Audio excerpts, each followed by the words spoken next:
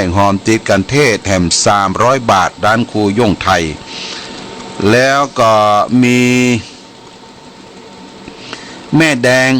ดงจันตะศิริอันนี้บ้านสวนดอกเฮานี่40 บาทแล้วก็มีนางยุพาแก้วพรหมติดกันเทศแถม50 บาทคณะศรัทธาวัดหนองอ้อมเปิ้นตาลอยู่2 ซองเพิ่นจะเก็บรวมกันรวมได้แล้วเงินบ้านหนองอ้อมตำบลแม่คาศรัทธาญาติโยมเด้อเป็นจำนวนเงินเป็นจำนวนเงิน577 บาทนะแล้วก็พร้อมกันนั้นมีหลวงพ่อท่านพระครูสังวรประภัตพระครูสังวรจะพัดอันนี้ที่ปรึกษาเจ้าคณะตำบลแม่งอนถวายติดกันเทศแห่ม500 บาทพระสุรชาติวิสุทโธเลขาเจ้าคณะตำบลแม่งอนวัดพระธาตุดอยแก้วติดกันเทศมาแห่ม200 บาทแล้วก็มีพระถนอมศักดิ์กิติทโรวัดโพสิริศรีชุ่มเมืองตำบลแม่งอนติดกันเทศมาแห่ม300 บาทวัดแม่งอนกลางติดกันเทศมาแห่ม300 บาทวัดสุขันธวรีหนองขวางติดกันเทศแห่ม200 บาทแล้วก็มีวัดแม่งอนขี้เล็กวัดพรหมจริยวาสแม่งอนขี้เล็กตำบลแม่ขาติดกันเทศมาแห่ม300 บาทแล้วก็มีท่านพระครูโกวิทพัฒนวิเชียรวัดทุ่งจำรองครูบาใจมาตำบลแม่งอนติดกันเทศมาแห่ม300 บาทและนางสาวสุนีติยกุลหน้าตลาดสดเพอฝางติดกันเทศมาแห่ม100 บาทแล้วก็คุณแม่เกษรชาญชัยสมรบ้านสวนดอกหมู่4ติดกันเทศมาแห่ม300 บาทแล้วก็แม่ทอนแม่เจนทอนจืนแซ่ยับร้านผินยับหลีวังร้านซัมเซ็นเตอร์ติดกันเทศมาแห่มตลาดเมืองฝาง120 บาทแล้วก็มีนางสุนีนันตาวงศ์831หมู่4ติดกันเทศมาแห่ม100 บาทแล้วก็มีหลวงพ่อท่านพระครูวิสิทธิ์ปุญญาพรเจ้าคณะตำบลสันทรายวัดนันทรามติดกันเทศมาแห่ม1,000 บาทอันนี้อำเภอฝางนันทรามถัดนั้นมาหมายมีพระขัตติยะขัตติโยวัดสำนักสงฆ์บ้านเด่นหลวงตำบลเวียงติดกันเทศมาแห่ม300 บาทแล้วก็ทัดนั้นมาหมายมีพระนอแสงเตชะวโรวัดจองแป้นจองออกติดกันเทศมาแห่ม300 บาทแล้วก็ทัดนั้นมาหมายมีท่านพระครูรัตนจันตรังสีวัดหาดสำลานปากทางขึ้นดอยอ่างขางติดกันเทศมาแห่ม500 บาทแล้วก็มีพระครูสุชัยพัฒนากิจวัดเวียงใจประการติดกันเทศมาแห่ม100 บาทแล้วก็มีท่านมหานัฏฐานันท์อนารโยเจ้าวาดวัดสันต้นเปาตำบลแม่คาติดกันเทศ500 บาทถัดนั้นมาหมายมีพระนิเวศอัคคจิตโตวัดอุทกวารีดงปลันแม่คาติดกันเทศมาแห่ม100 บาทแล้วก็มีพระประเสริฐอัคคธรรมโมวัดเวียงชัยคีรีวงศ์ตำบลแม่คาติดกันเทศแห่ม100 บาทพระคำโรนกิติสาโรวัดเวียงชัยคีรีวงศ์ติดกันเทศแห่ม100 บาทพระระวีละวิวันโนวัดปทุมหงคำตำบลแม่คาติดกันเทศแห่ม100 บาทพระครูสมุทรรังสรรค์ขันติจิตโตวัดดงพักแคดงพระเจ้าตำบลแม่คาติดกันเทศแห่ม300 บาทแล้วก็มีศรัทธาวัดห้วยห้อมติดกันเทศมาแห่มตำบลแม่งอนติดกันเทศมาแห่ม300 บาทสุทัศน์ไพลินชัยสิงห์ชัยวิงชัยทะพิงสุทัศน์ชัยลิงชัยพิงติดกันเทศแห่ม20 บาทถัดนั้นมาก็หมายมีนายนครนางธนาการกองอาวิทย์ ประวงฝางโทษ20 บาทติดกันเทศจันฟองศรีวิชัยแม่กาติดกันเทศมา20 บาทแล้วก็บุญตันแม่อุไร20 บาทจุธารัตน์เรียนมณี20 บาทแล้วก็แม่บินสันปนัย20 บาทสุกันทากันทโยสวนดอก20 บาทนายเลียงเด็ดณเชียงใหม่20 บาทแม่สายทองพันอ่อน20 บาทแม่ลันจูนอุ่นเครืออินแก้วแม่ลันจูนอินแก้ว50 บาทในคำล่าแก้วดงบ้านต้นหนุน20 บาทแล้วก็พระกลางวานขันติวโรวัดอุทกวารีดงปลันติดกันเทศมา10 บาทพระนฤพลขันติพโล20 บาทนะ20 บาทนี่คงจะเป็นวัดลายฝางพระอินทร์สอนปัญญาสาโรวัดเวียงชัยคีรีวงศ์20 บาทพระปลัดพุทธานะธรรมโมวัดไพศาลพนาราม20 บาทแม่อัมพรบุญกำ20 บาทและก็คีรีวันตลาดสดฝาง50 บาทแล้วก็นอกจากนั้นน้องหนิงน้องนัว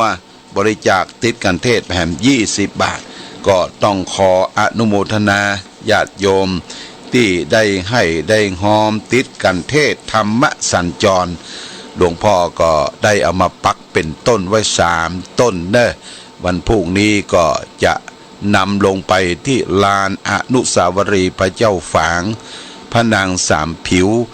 พร้อมกันนั้นก็จะได้นำเครื่องอุปโภคบริโภคเครื่องใจไม้สอยเป็นล่มรองเท้า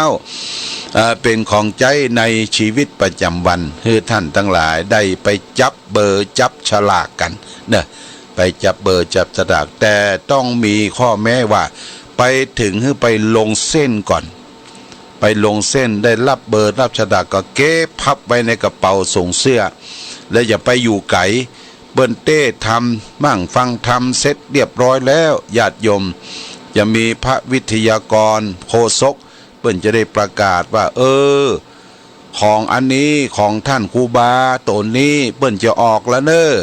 ครูบาตนนั้นก็จะได้โจกลงบาทได้เบอร์อันใดไปเทียบกับเบอร์ในกระเป๋าเฮาท่านก็มารับรางวัลจะได้ยกยื่นปันฮื้ออันนี้เป็นของกินของใจของบริโภคก็เป็นส่วนหนึ่งในญาติโยมที่มีส่วนร่วมในการฟังเทศธรรมสัญจรที่ได้เคยประพฤติปฏิบัติกันมาบางทีของดีๆเนี่ยเพิ่นเอาลุกมาจากเชียงใหม่หลายอย่างเด้อญาติโยมเด้อจะเป็นอย่างหูอย่างมหูเตื้ออุบไว้ก่อนเฮาก็มาพอมาฟังเทศฟังธรรมแต่มีข้อแม้ว่าในวันละในระยะวันฟังเทศฟังธรรมคือตั้งใจสงบระงับ่อู้บ่จาบ่สนทนาพาทีกันถึงแม้ว่าฝนจะตกแดดจะร้อนก็นั่งตั้งใจด้วยความอดทนเพราะองค์เทศก็ตั้งใจที่จะเทศแสดงธรรมคือข้อคิดข้อหันเป็นการเชื่อมความสัมพันธ์ในการจันลงรักษาพระพุทธศาสนาของเฮาพุทธศาสนาของเฮานั้นหลักธรรมเนี่ยเป็นปัจจัยสำคัญยิ่งถ้ามันมีแกนมันมีหลักมันมีธรรมมันมีพระธรรมวินัยพุทธศาสนาเฮาก็บ่สามารถที่จะคงทนอยู่ได้ก็อาศัยปากต่อปากอาศัยความจดความจำอันใดที่ได้ร่ำเรียนมาก็มาโพธนาเทศนาให้ศรัทธาญาติโยมสาธุชนได้รับทราบรับฟังเป็นเม็ดเป็นแกนเป็นสารเนี่ยญาติโยมบ้านเฮาอยู่ใกล้เมืองฝางแม่อายชัยประการมาเนอเอาเหมารถเหมาลางกันมาฟังเทศฟังตังเฮือเต็มลานอนุสาวรีย์พระเจ้าฝางหลวงพ่อตั้งเก้าอี้ไว้500นะญาติโยมเนี่ย500 คนก็จะเลี้ยงกาแฟ500 ชุดขนมก็500 ก้อนขนมปังนี่500 ก้อนนะญาติโยมกับกาแฟนอกจากนั้นก็จะได้ไปจิ้มขนมครกไปจิ้มนั่นเกี่ยวกับกล้วยทอดพ่อง ขนมจิ๊บสอบป่องขนมจิ๊บน้อยๆอันนี้แม่หลวงสาวรักษ์พรหมสุวรรณแม่ของท่านนายกองค์การบริหารส่วนตำบลเวียงก็จะได้นำมาพร้อมด้วยศรัทธาญาติโยมพรุ่งนี้มาพบกันณที่ลานอนุสาวรีย์พระเจ้าฝางพระนางสามผิวเราก็จะได้ฟังธรรมะสัญจรญาติโยมมาแล้วก็มาถึงเวลาก่อนก็ไปปูจาดอกไม้ธูปเทียนซึ่งทางคณะแม่ขาวผู้ปฏิบัติธรรมก็จะได้เตรียมดอกไม้ธูปเทียนคือท่านทั้งหลายได้ไปปูจาแล้วเอามาไหว้สารูปของพระเจ้าฝางพระนางสามผิวสารูปขององค์พระเจ้าทันใจที่ตั้งใกล้ๆน้ำบ่อสาวาหรือขึ้นไปบนสำนักวิปัสสนาเขาก็ไปไหว้สารูปอนุสาวรีย์ของท่านเจ้าครูบาศรีวิจัยญาติโยมครูบาเจ้าศรีวิจัยเปิ้นได้มาเผยแพร่ได้มาปลูกต้นบกอกอาตมาก็เอารูปของครูบาเจ้าติดไว้บอกว่าครูบาเจ้ามาถึงเวลาได้95 ปีญาติโยมพวก9559เป๊ะและตัวครูบาเจ้าที่ก็สร้างเป็นอนุสาวรีย์เนี่ยสูง9 เมตร 59 เซนปดท่อคนก็ล่ำโรยกันเป็นไปตามกันตีรูปนะไปพอได้ญาติโยมที่เขาบอกกอกครูบามาที่เมืองฝางไปเมืองฝางได้ครบรอบ95 ปีเมื่อเป๊ะนะแต่ว่าวันซื้อนี่ก็มันออก59โอ้นะใครมีโชคมีใจก็ได้ไปอันนี้แล้วแต่บุญมาวาสนาของแต่ละท่านแต่ละคนบางท่านก็ไปไหว้อนุสาวรีย์พระเจ้าฝางถ้าไปที่หั่นนี่ญาติโยมอาตมาก็บอกว่าวันนั้นคณะชมรมผู้สูงอายุในเขตเทศบาลตำบลในเขตเทศบาลของอำเภอเมืองเชียงใหม่โดยการนำของอาจารย์บุญทิวาเปิ้นได้นำคณะไปถวายพระไตรปิฎกถวายหนังสือแก่สังฆพระสงฆ์โรงเรียนวัดพระบาทอุดมพระบาทอุดมอาตมาก็เล่าเรื่องประวัติของพระเจ้าฝางพระนางสามผิวให้ฟังถ้าไผเป็นลูกเป็นหลานได้ฟังประวัติเนี่ยคนคิงจะลุกหรือไปที่น้ำบ่อสวาเนี่ยเอาไปชะโงกดูน้ำบ่อสวาคนคิงจะลุกเงือกเนี่ยญาติโยมแสดงว่าเฮาเป็นญาติเป็นคนญาติเก่าญาติเกื้อได้มาไหว้มาสามาสักการะบูชาเป็นญาติพี่น้องวงศาของลูกหลานพระเจ้าฝางพระนางสามผิวบอกว่าอยู่ที่ไหนก็ตามญาติโยมก็มากันมาไหว้มาสาขอโจขอปอนอันนี้ถือว่ามันบ่เสียหายปีหนึ่งครั้งหนึ่งเขาได้ไปพักผ่อนไปไหว้ไปสาสักการะบูชาไปจิมอาหารจิมส้มตอนนี้ส้มเริ่มออกละญาติโยมเมืองฝางส้มก็เริ่มจะออกและบัดเต้านั้นก็มีบัดตันหลวงพุทราหลวงนี่ออกละจากดอยอ่างขางเนี่ยเปิ้นเอามาจ๊อกใส่ถุงใส่หยังบะแป้งเท่าใดกินแล้วกรอบหวานหอมบัดตันหลวงพุทราน้ำนมเรียกว่าพุทราน้ำนมของเมืองฝางแต้ๆในญาติโยมเปิ้นปลูกเปิ้นฝังที่ตีนดอยอ่างขางขึ้นไปนี่ก็จะได้รับพืชพันธุ์ธัญญาหารผลไม้เป็นส้มเป็นพุทราเป็นอย่างต่างๆตั้งเตียวตั้งแกงปันเต้าเพิ่งก็ขายดังบ้านคนพี่น้องญาติโยมที่เป็นพี่น้องคนกะเหรี่ยงคนหยังเด้เพิ่งก็เปิดตลาดขายเป็นพืชผักผลไม้ที่เจียงดาวในญาติโยมสิ่งที่ลืมบ่ได้ก็จะเป็นลืมซื้อหน่อตัววันนี้หน่อใกล้จะวายละญาติโยมใกล้จะวายถ้าเป็นหน่อดิบเนี่ยเขาเอาไปเผาญาติโยมเอาไปเผาเสร็จแล้วก็แกะตูบเนี่ยแล้วก็โกกใส่ กะละมังน้อยแล้วก็แจ้น้ำสักกำเดี๋ยวเอามาแกงแกงหน่อตุ๊บใส่หมูย่างใส่หยังก็ได้ใส่ผักละผักแคเข้าไปกินฮ้อนๆญาติโยมกินฮ้อนๆมันจะบ่หืนถ้าไผมีเรียกว่าผักใส่ที่แก้ความเจ็บหัวเข่าแก้เนี่ยเรียกว่าก็มีผักใส่อยู่ผักจ้อยนางนี่ตั้งบนวัดพระบาทอุดมนี่ก็มีนะที่บนสำนักวิปัสสนานี่ก็เอาใส่โดยเอาน้ำคั้นใส่โดยมันมาเจ็บหัวเข่าปีนึงเฮอกินมันป่องปีป่องเดือนเนอะมันเจ็บจังมันเตอะเจ็บสักครั้งหนึ่งก็เป็นอย่างกินเตอะนอเนี่ยนะเขาจะได้เกิดมาเป็นนอโพธิสัตว์เจ้าเพื่อว่านอหรอมันบุ่นออกมาจากดินมันแหลมคนเขากินนอจะได้หัวแหลมญาติโยมอย่าไปกินไม่ใช่กินตลอดทั้งวันบัดนี้กรรมวิธีทำหน่อก็หลายอย่างบางคนก็ไปยักแล้วก็เอาหมูสับเข้าใส่ไปทอดเป็นหน่อทอดก็อร่อยดีบางคนก็เอาไปยำบางคนก็เอาไปคั่วญาติโยมไปกับน้ำพริกอันนี้ก็เขาก็ไปพบสิ่งใดที่แปลกหูแปลกตา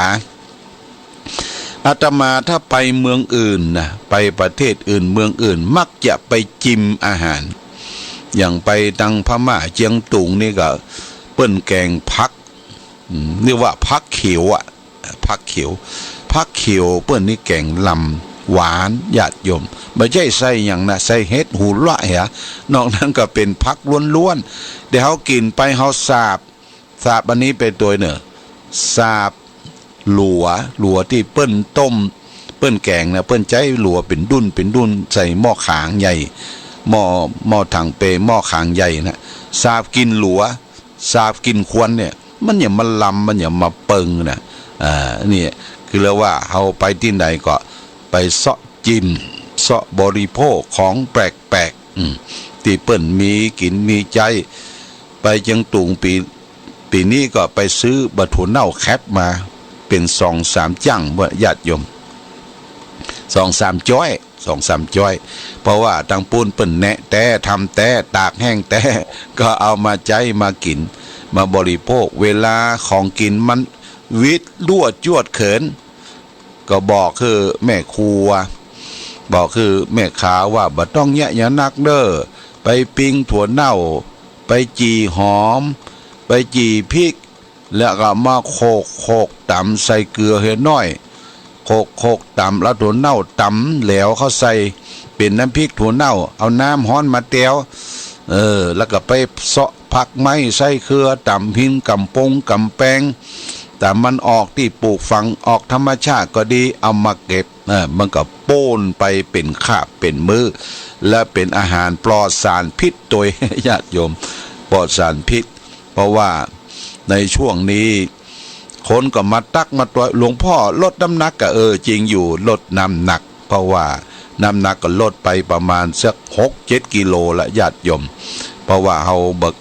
บักกินอาหารที่มันเป็นมูกเป็นมันนักลำไปก็กินผักไม้ไส้เกลือของกินของใจตามเก่าแก่โบราณกินผักเป็นหลักกินผักเป็นหลักกินง่ายถ่ายคล่องนอนรับดีเนี่ยญาติโยมอันนี้ก็ได้ได้จ๋าสาธยายเรื่องราวต่างๆเป็นกู้เป็นกิมจากันไปเนี่ยญาติโยมเอาก็เฮาก็มาช่วงอยู่ในช่วงของ9:21 นาฬิกาเกือบจะ30 นาทีเอามาฟังเพลงแห่มสัก2 เพลงแล้วก็จะได้เปิดสายในช่วงที่ฟังเพลงเนี่ยญาติโยมก็เปิดสายไว้หลังไม้ใครจะจะโทรไปหาถามเรื่องราวต่างๆเมืองฝางมันหนาวละกาหมอกเหมยลงละกาแต่เจ้านี่หมอกเหมยเริ่มเนี่ยญาติโยมเด้อควายมาก็มีฝนตกสิวะแต่บริเวณที่วัดพระบาทอุดมนี่บัดตกตอนเจ้านี่หมอกเหมยลงแต่ก่อนเมืองฝางเป็นที่เรื่องลือของเมืองในหมอกญาติโยม แต่ก่อนจะอู้จะจาจะเดินกันไปนะต้องตีลูกต้องคว้าหมอกคว้าอย่างนี้ถึงจะได้ปะได้พบกันหนาวแต้แต่ก่อนนี่นะสมัยพ่อสมัยแม่สมัยพ่ออุ้ยแม่อุ้ยเฮาโอ้ผ้าครัวก็บอบบันนักบันหนาอันใดก็วิทย์ก็จวดนะกว่าจะเฮือลูกเต้าได้อุ่นก็ต้องเสาะสรรหาเฮือพ่อแม่นะเขาต้องมานั่งผิงไฟอู้จ๋าอ้อมไอ้แม่เด็กก็ค่อยเข้าไปสอนรับปล่อยให้ลูกรับได้อุ่นก่อนบางทีผ้าตัวผ้าห่มนี่บัดได้ตุ้มได้ห่มเอาแตะยามาห่มวะญาติโยมนะแตะยามาห่มไผว่าห่มแตะยามันเปลี่ยนจะใดมันกุ้มอย่างใดมันอุ่นอย่างใดก็ช่วยบอกหลวงพ่อตัวเด้อนะอันนี้ก็ช่วยบอกหลวงห่มแตะยาว่าห่มอย่างใดนะเนาะเอาละในช่วงนี้ก็พักเสียงสักกำหนึ่งญาติโยมจะโทรมาก็0819515864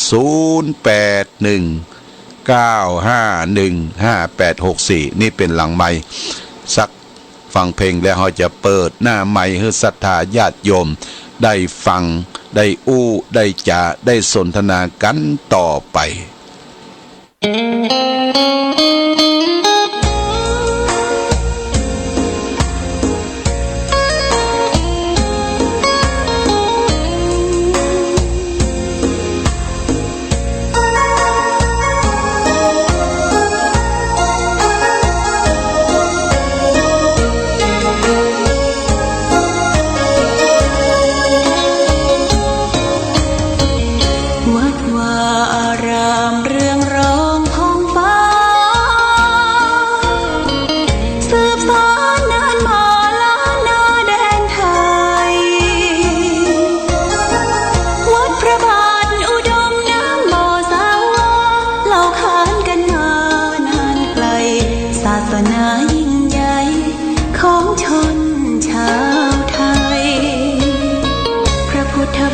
จำลองของพระสัมมา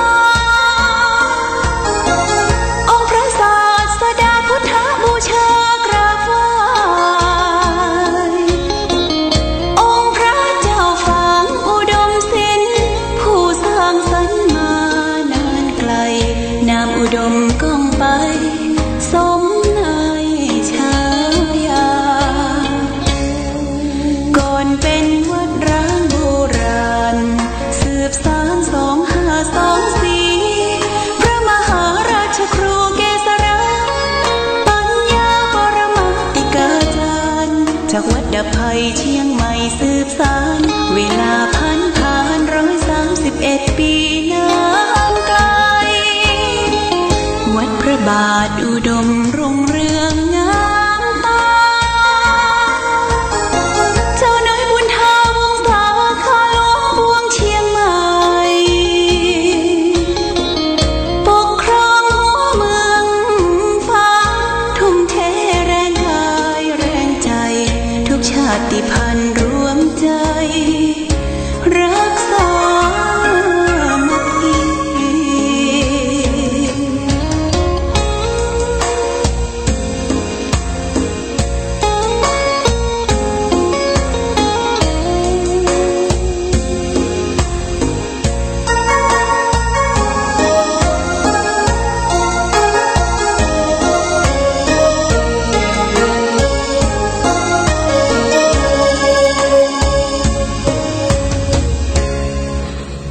เป็นวัดร้างโบราณ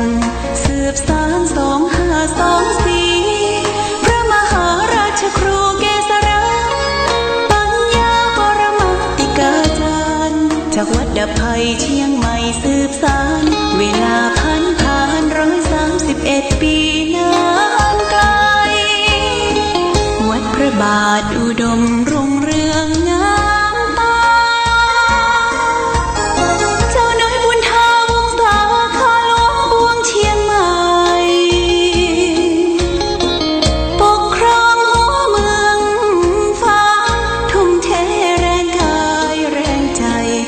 ชาติพันธุ์รวมใจ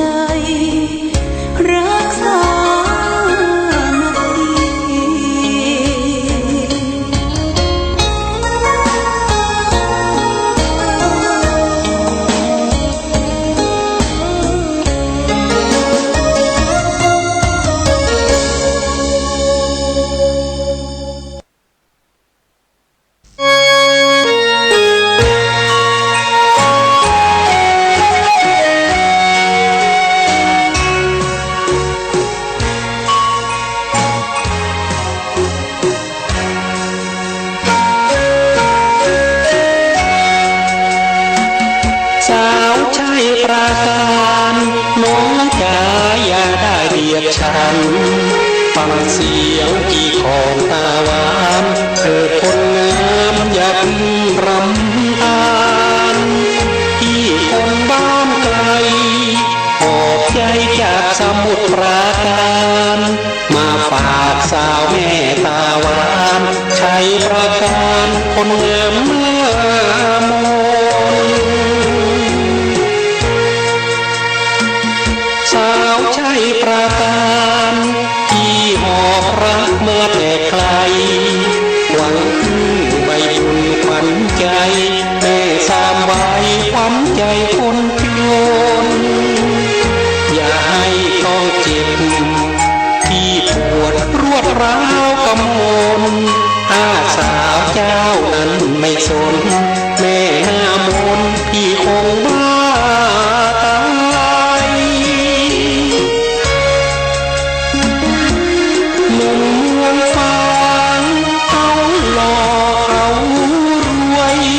อีกทั้งสาวเจ้าก็สวยพี่หวั่นคนรวยจะกว่าเจ้าไปเจ็บมาหลายครั้งที่หวังให้สาวยาใจเสมอแผลให้ได้ไหมอยากรักษาให้ไกลจากนั้น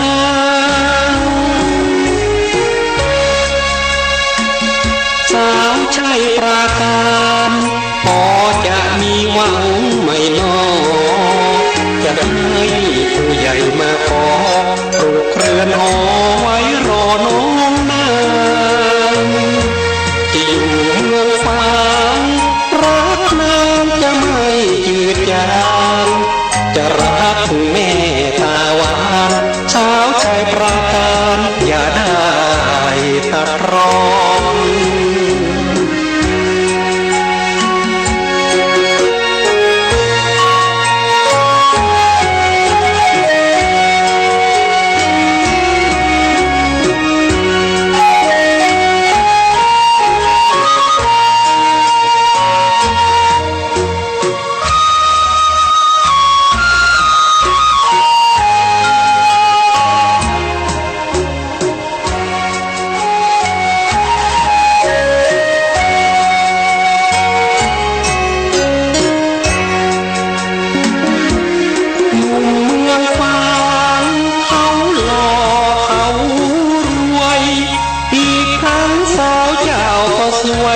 ที่หวั่นคนรวยจะพาเจ้า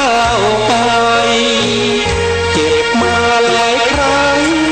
ที่หวังให้สาวยาใจสมานแผลให้ได้ไหมอยากรักษาให้ไกลจากนั้นสาวชัยปราการพอจะมีหวังไม่น้อย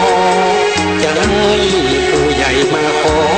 ปลูกเรือนหอไว้รอน้องนางจะอยู่เมืองฟ้างรักนางจะไม่จืดจางจะรักแม่ตาหวานสาวชัยปราการอย่าได้ตัดรอน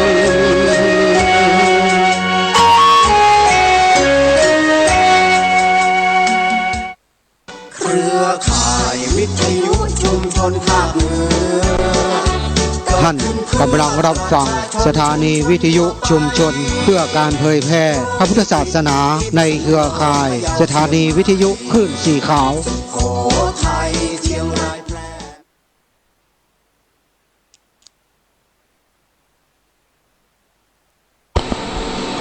ก็อยู่ในช่วงสุดท้ายเนาะญาติโยมเนาะตอนที่ได้ฟังเพลงก็ได้โทรไปหลังไม้ญาติโยมตั้งบ้านเราปากก๋วยวะเราปากก๋วยนี่เปิ้นเล่าเปิ้นลือก็ว่าไก่โจรดีวะบ้านเราปากก๋วยเนี่ยวันหลังจะไปเอวหาพอเนาะแล้วก็พี่น้องตั้งบ้านผะเยาก็โทรมาแล้วก็พี่น้องตั้งละปูนก็โทรมาบอกว่าป้าอุ้ยเปิ้นเป็นคนไข้ติดเตียงเป็นยัง วันหน้าวันลุนมีโอกาสเนี่ยตั้งเวียงป่าเป้านะเวียงป่าเป้าก็มีสายบันทึกไว้แล้ว ก็มีโอกาสจะเดินสายญาติโยมเดินสายไปเยี่ยมไปเยียนหาวัตถุมงคลไปฝากคือแก่ญาติโยมบางทีก็ถ้าบักกอกครูบามันหล่นลงนักเนี่ยอย่าเอาบักกอกครูบาเนี่ยใส่ถุงย่ามไปตุยใส่ถุงย่ามไปตุยจะเอาไปขึ้นไปฝากแก่ญาติโยมเป็นยุคเป็นยาต่อไป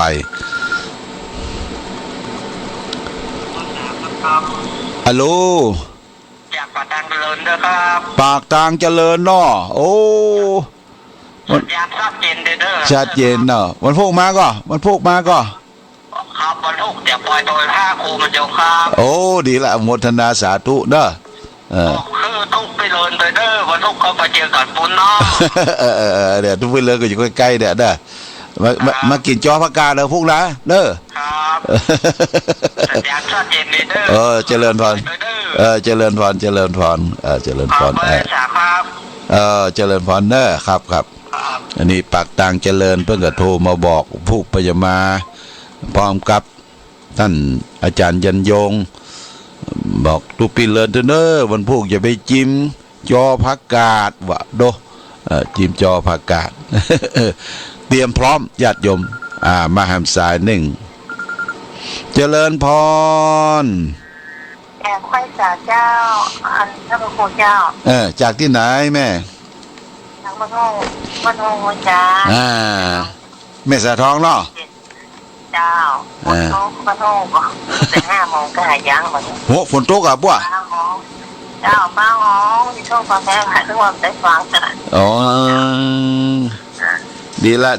ก็ได้ไปก็โมทนาบุญเด้อพวกนะเจ้าพวกไม่ได้ไปเหรอการเตรียมเนี่ยเตรียมการเตรียมมันน่ะไอ้เนี่ยยอผักกาดอ่ะปะโถเราก็จะประกันกันหนาวปะโถหนาวอ่ะมันต้องใส่ไอ้นี่นั่นล่ะใส่บะทูถุงเน่าแคบนะถุงเน่าแคบเอามาจากเชียงตุงวะปะโถดูถุงเน่าแอปนะถุงเน่าแอปถุงเน่าแคบแม่สาทองสบายดีเนาะสบายดีเจ้าขอฝากกรจะได้ไปกับพ่นนะฝากกรมาเลยเจริญพรทำบุญกันไว้แต่มันบทเสียหายจับได้สบายรุ่งเรืองไปหน้าทำบุญกันแต่หมู่เฮาเจ้าข้าผาดนาเอาเส้นซักก็ได้คัดทุนก็ได้อัตคัดเงินทองทรัพย์จังมี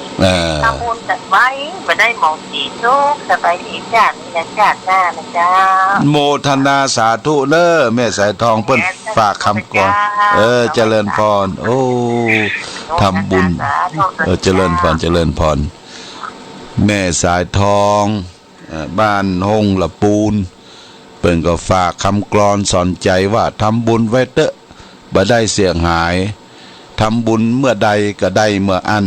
บ่ว่าอยู่บ่ว่ายังบ่ว่าตายบุญจะต้องเป็นสายสืบเชื้อ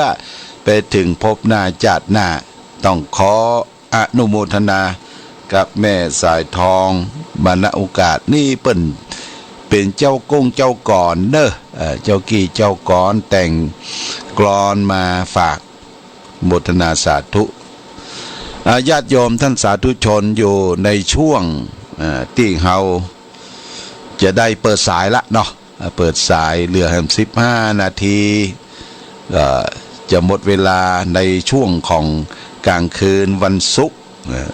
กร์ที่4วันพุธ080-780-1298โลเจ้าหลวงพ่อแม่ปราณีต้นพึ่งหลวงพ่อเด้อแม่ปราณี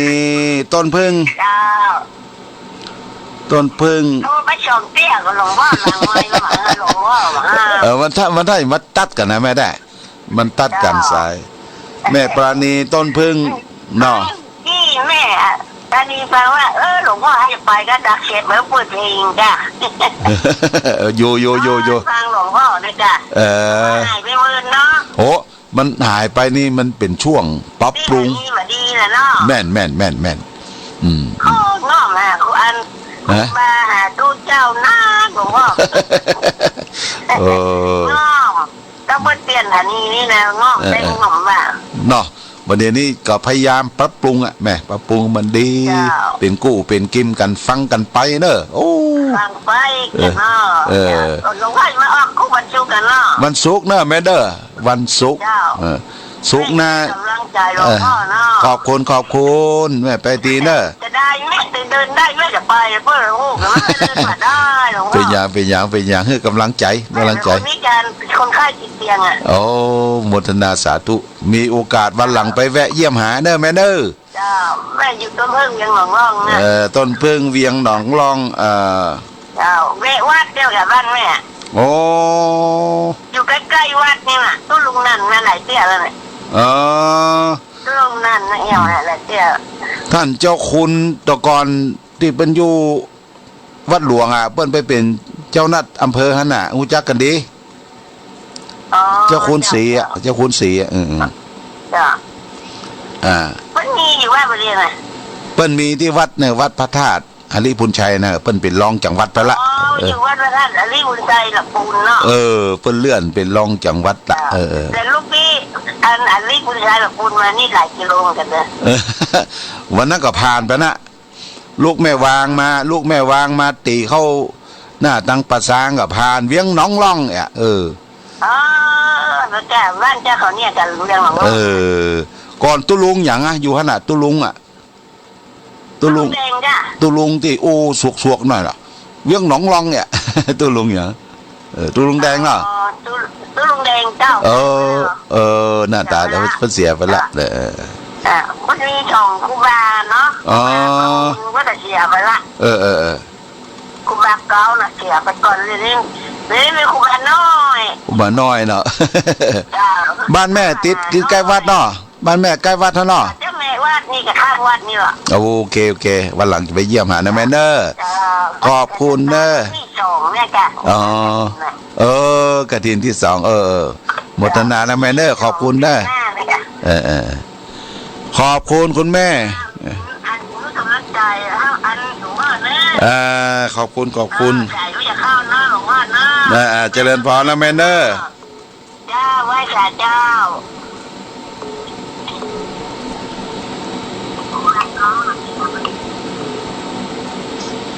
สวัสดีคุณจันสมสแกนเจ้าเจริญพรถ้าแต่ว่าแจกซองของปอนะท่านอาจารย์ฮะแต่ว่าซองของปอดีแล้วเลยบอกเขาไปด้วยคนจะไปคนใดก็จะไปเด้อมากะอันของตังวัดไม่อายเอามาหันเจ้าฝ่ายก็ยังปอดเนี่ยโอ้ดีละอาจารย์ไม่อายนะเพื่อนก็มาแจกเลยอาจารย์แจกแค่หมดมันสลากพอดี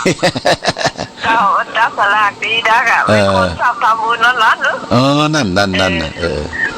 มาเนอะมาเจ้าเนอะสักเตี้ยงมาไปเจ้าถูกนะมาเลยเจ้าเป็นนั้นจะได้ไปใช้มือที่ไหนก่อนมาสัญจรทำของไม่แหล่งเก่าสลากไปไม่แหล่งเก่าก่อนแม่ก่อนเนอะเซ็นก็มาเลยมันพวกต้นนูนก็ตัดกันนะบุญนะต้นหนุนไม่แหล่งเก่าเจริญพรเนอะขอบคุณประชาสัมพันธ์ขนาดนึงโอเคสุดยอด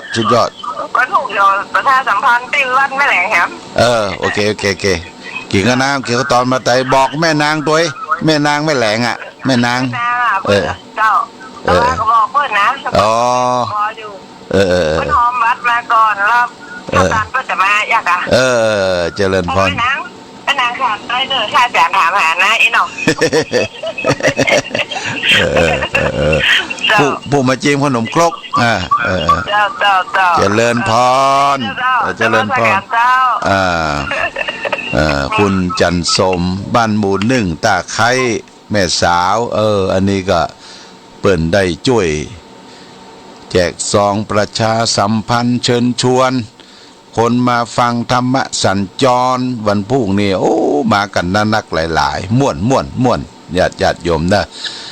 การได้ฟังธรรมะ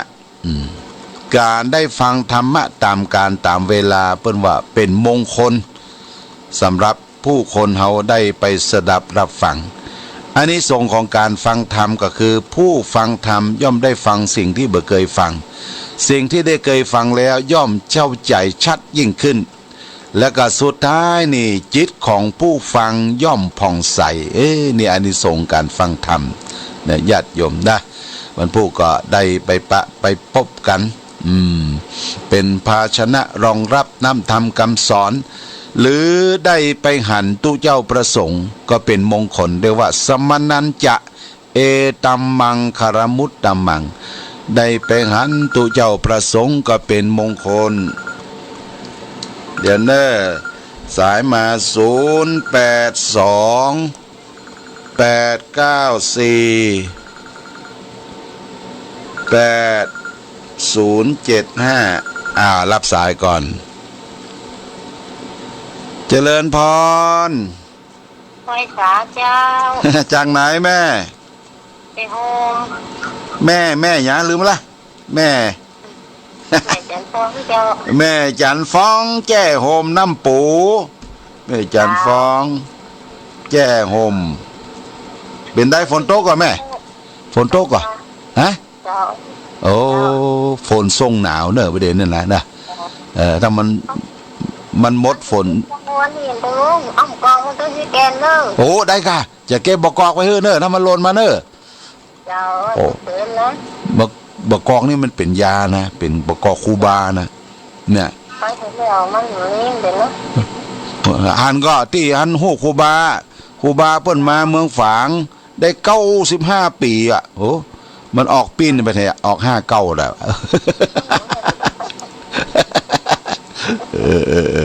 แม่สบายดีเนาะแม่จันฟองแจ้โฮมสบายดีเนาะขอบคุณได้จะเก็บบักกอกนี่บ่คือไผเอาไปนะไผแค่ได้ก็บอกมาโทรมาประเด็นนี้มันบ่หล่นเตี้ยใบมันบ่หล่นเสียงเตี้ยใบหล่นเสียงบักกอกจะลงมามีหลายร้อยแกนอยู่แม่บนน่ะปะโตเป็นทึบมาเจริญพรนะแม่เด้อแม่จันฟองเด้ออยู่ดีมีสุข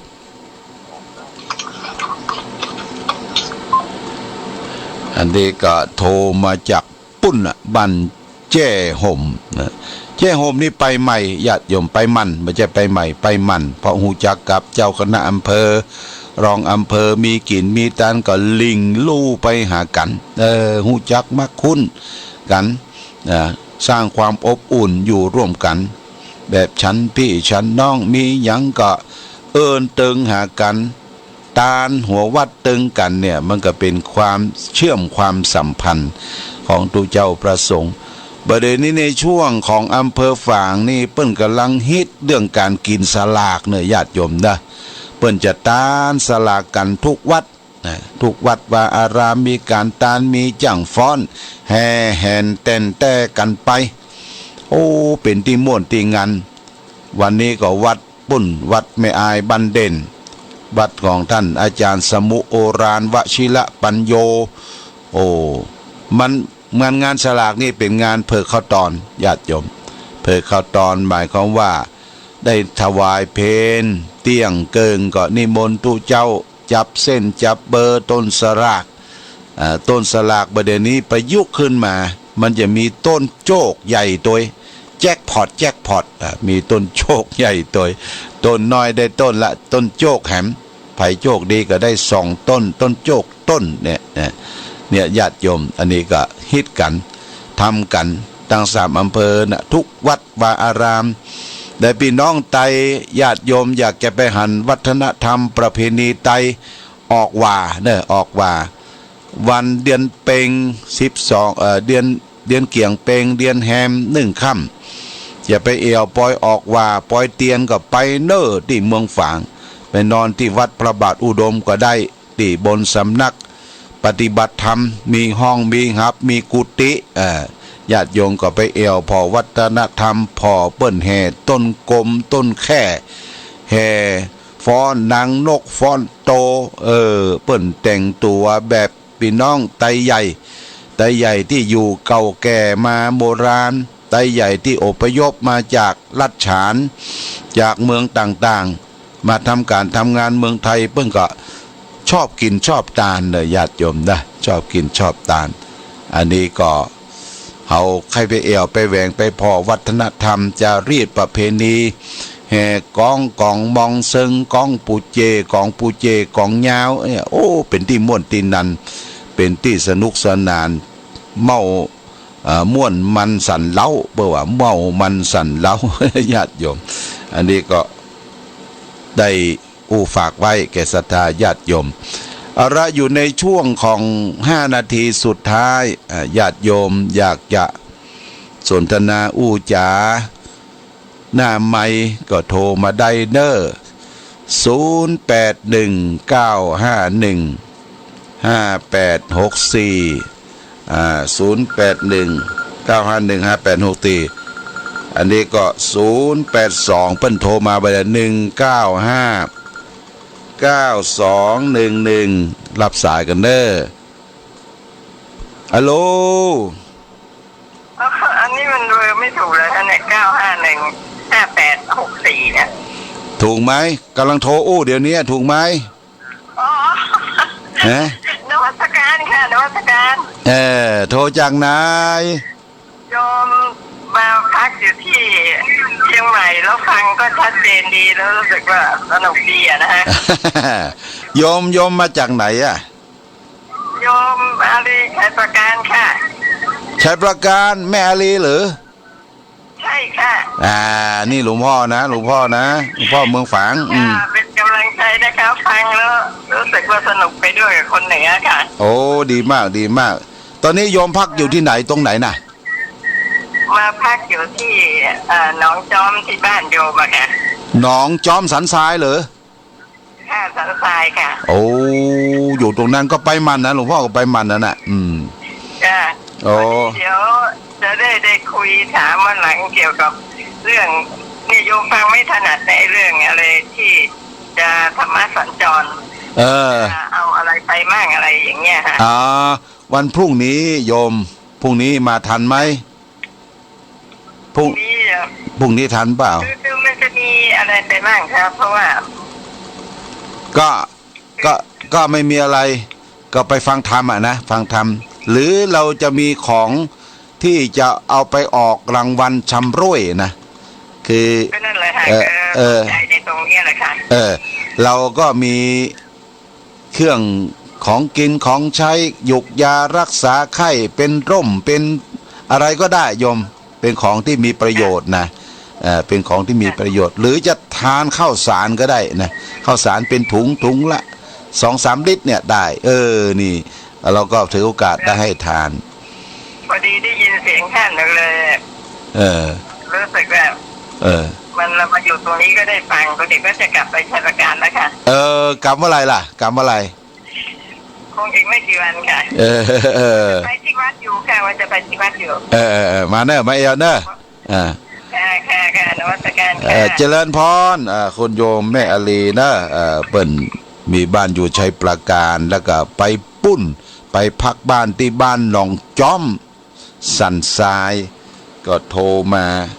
ขอบคุณอนุโมทนาสาธุก็อยู่ในช่วงสุดท้ายแห่มสักสายหนึ่งญาติโยมจะโทรมามาจาทักทาปราศัยว่าเป็นจะได้อากาศตั้งเมืองฝางเป็นจะได้พ่องตะกี้โยมเพิ่งก็ถามว่าธรรมสัญจรเนี่ยเขาจะไปห่วมจะยังเอาอย่างติดไม้ติดมือไปพ่องที่จริงก็มีอย่างญาติโยมมีดอกไม้ธูปเทียนปัจจัยไปใส่ต้นเอาไปปักต้นหรือจะไปตานวัตถุสิ่งของก็ได้เป็นข้าวสารอาหารแห้งเป็นเครื่องอุปโภคบริโภคเป็นพัดลมเป็นวิทยุ FM นี่ได้นะเอาไปร่วมกันแล้วก็ไปขึ้นเส้นก่อนขึ้นเส้นแล้วก็จับเบอร์จับฉลากไปตรงกับเบอร์ของเขาก็รับสิ่งของเหล่านั้นไปเอาละก็อยู่ในช่วงของสุดท้ายต้องขอบคุณอนุโมทนาจะได้พักผ่อนมีเหล้ามีแรงวันพุธก็มีงานหลายอย่างก็ต้อนรับคณะครูบาอาจารย์นักเผยแพร่คลื่นสีขาว ฉันเพลเรียบร้อยก็จะได้ลงไปที่วัดต้นหนุนใกล้ๆเนี่ยไปร่วมรับทายทานต้นสลักพัดแล้วก็จะปิกขึ้นมาก่อนเวลาบ่ายโมงมาร่วมกันฟังเทศน์ฟังธรรมคณะประสงค์ที่อยู่นี่ก็ได้ช่วยกันลงเส้นลงก้านเปิ้นมาก่อนก็ขึ้นเส้นขึ้นก้านฮือบัตรฮือเบอร์เปิ้นเสร็จแล้วก็เทศน์ฮือปอนยังเรียบร้อยเขาก็มาสนุกสนานมอบของรางวัลปั่นฮือแก่ศรัทธาญาติโยมที่ไปฟังเทศน์ฟังธรรมวันนี้คืนนี้ก็นับว่าเขาได้มาพบกันได้ห่างเหินกันไปเป็นเวลาถึง2 อาทิตย์ ญาติโยมก็ก้องหาว่าเสาะหาตูเจ้าจะให้ฟังเสียงฟังขึ้นก็เสาะหาบ่ปะบ่พบเพราะว่าเหตุสุดวิสัยเพราะว่าไอ้นี่น่ะวิทยุมันรวนมันแก้ไขดีแล้วก็จะทำให้มันเป็นดีเป็นปึกเป็นแผ่นในการเผยแผ่ธรรมเป็นลำดับต่อไปขอท่านทั้งหลายจงมีความสุขมีความเจริญมีความรุ่งเรืองในชีวิตรับฝันดีรับอิ่มรับเต็มปราศจากสรรพทุกข์โศกโรคภัยทั้งหลายทั้งปวงรายการธรรมประทีปส่องทางก็ต้องขอลาก่อนขอผู้ฟังจงตั้งมั่นจิตหันษา